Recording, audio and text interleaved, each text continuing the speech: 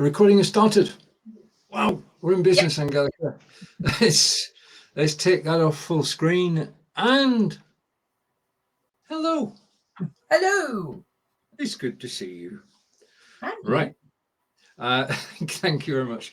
Ask Angelika, Season 6, Episode 13, German sentences for spotting insects. Angelika, would you like to explain the topic? Yeah. We've been going for walks, so to speak, in Germany for the last few sessions, and we had some sentences for spotting birds, trees. Forgotten what the other one was. Oh, flowers. And so today it's insects. I've got 10 sentences. 3 of them are just sort of general sentences that somebody might say to you about an insect, any insect really. And then I've got 7 sentences about various insects. Now, these are random ones. This is not a conversation. They're just random sentences adding an insect's name in it. Very good. Okay. So what to do is to change the cards. Just give me a second and hopefully I'll get the right one. Just a minute. Is that in German? Yes, it is. We've got 2 cards, one in English, one in German. So what's going to happen here is I'm going to read the sentences in German. Angelika will correct my pronunciation. You more than welcome to actually read the sentences with me. We can't hear you, no problem on that score. And we'll see how it goes. So let's just rearrange the channel a little bit so you can actually see the sentences. And there we have it. So we have 10 sentences. Okay, German sentences for spotting insects. Sentence 1. Schau mal. Was für ein großes Insekt. Ja, schau mal, was für ein großes Insekt. It's the emphasis is on insect, not insect as in English. So it's insect. Schau mal, was für ein großes Insekt. So the emphasis is on the second syllable. Insekt. Yeah. Danke. Schau mal. Wow. Wow or look. It's more like look. Schauen is to look. Exclamation. Look. There's a big insect. Exactly. Okay, I got that one. Phrase 2. Das krabbelt direkt von unseren Füßen. Vor unseren Füßen. Das krabbelt direkt vor unseren Füßen. Okay, question 1 then. Was ist ein krabbelt? Well, krabbeln is the verb, and that krabbeln sounds a little bit similar to crawling. Crawl, krabbel. Right, okay. Füßen is foot. So what is crawling under our feet? Not quite. Das is it. It's crawling, and it's not under, it's vor unseren Füßen. It's crawling in front of our feet. Vor can mean before, but here it means in front. So, and Füßen is plural. So, and direkt is sort of right or directly. So I nearly said it's krabbling. It's crawling. It's crawling right in front of our feet. It's crawling before our feet. Okay. Keine Angst. Sentence 3. Keine Angst, es tut dir nichts. Remember, it's keine. There's an E there. Keine Angst, es tut dir nichts. Right. Angst. Don't worry. Yeah. It will not touch you. Oh.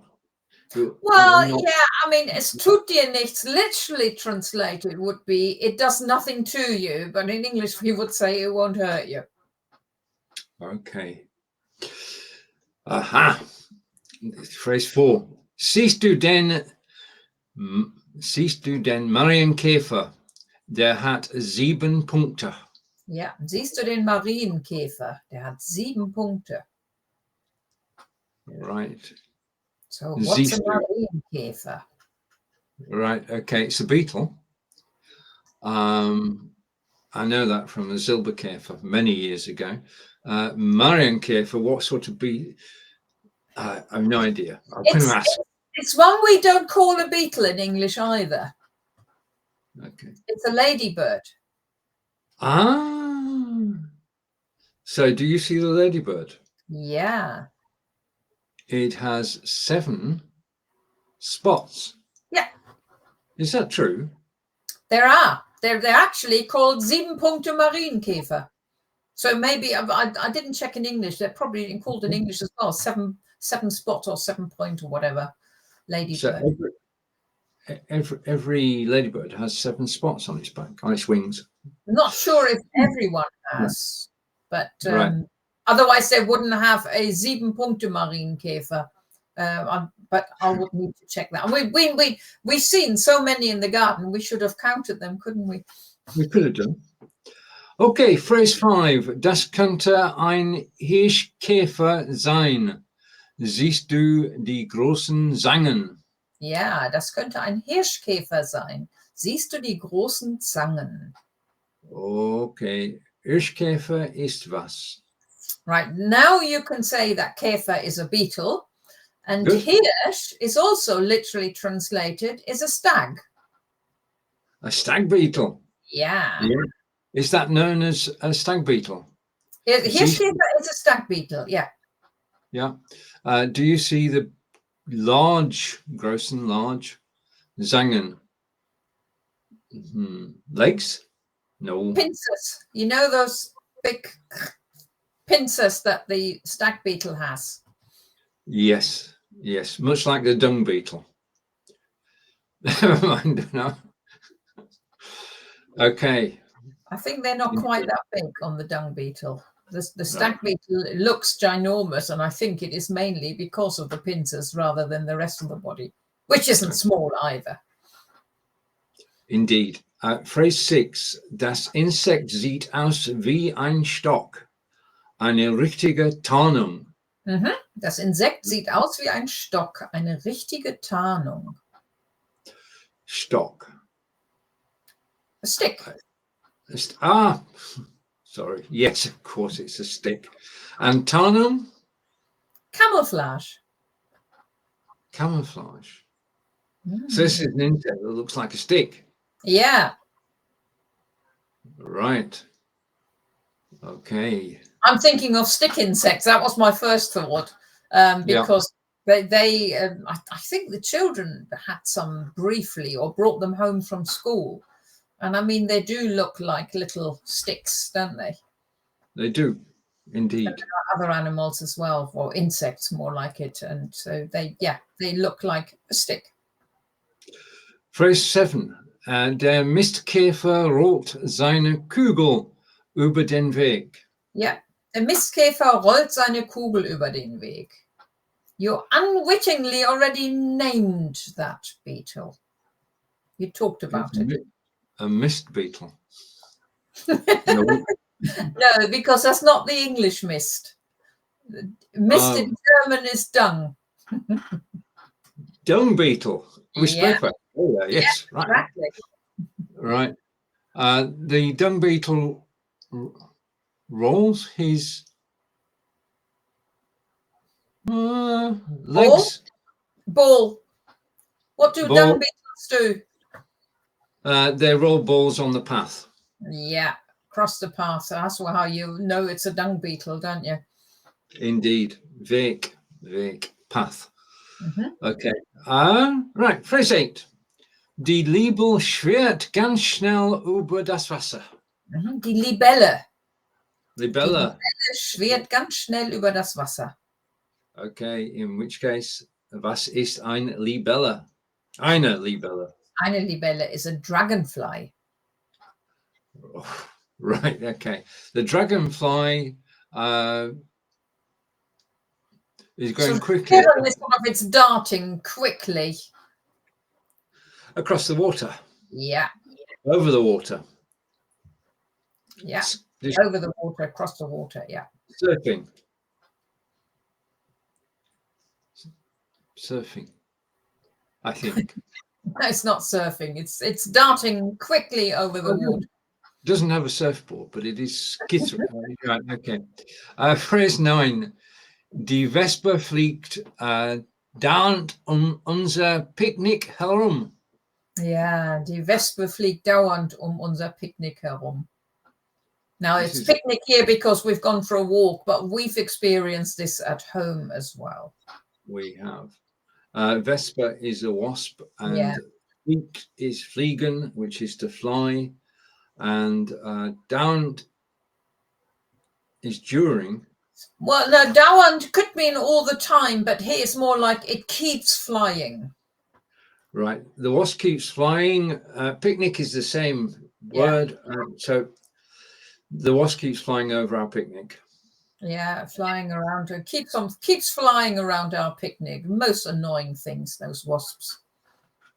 True, but they have a job to do because they collect pollen like the bees do. Yeah, not from our picnic though. Okay, phrase 10. Der Admiral flattert von Blume zu Blume. Okay, der Admiral.